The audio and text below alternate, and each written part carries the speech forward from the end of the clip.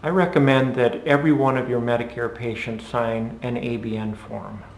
You can do this by having all new Medicare patients sign an ABN form when they come into the clinic for the first time. Or if they're coming to the clinic later on, make sure that they sign the ABN form at least once a year.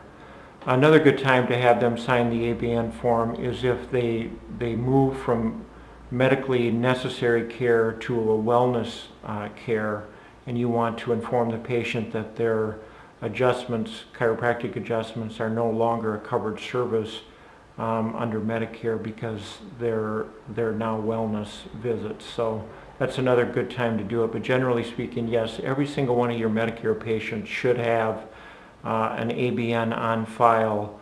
And ABN designates an advanced beneficiary notice.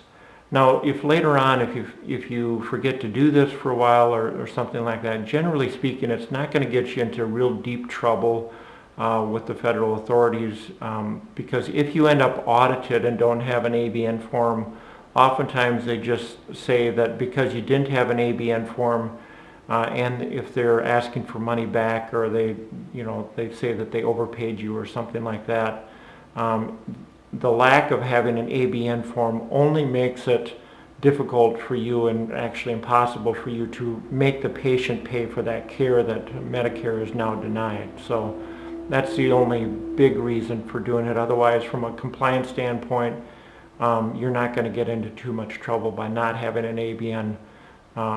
But however, I do recommend that you do it anyway, just as a course of action. It's a good thing to let your patients know what's going to be covered and what's not going to be covered when they come in for their chiropractic treatment.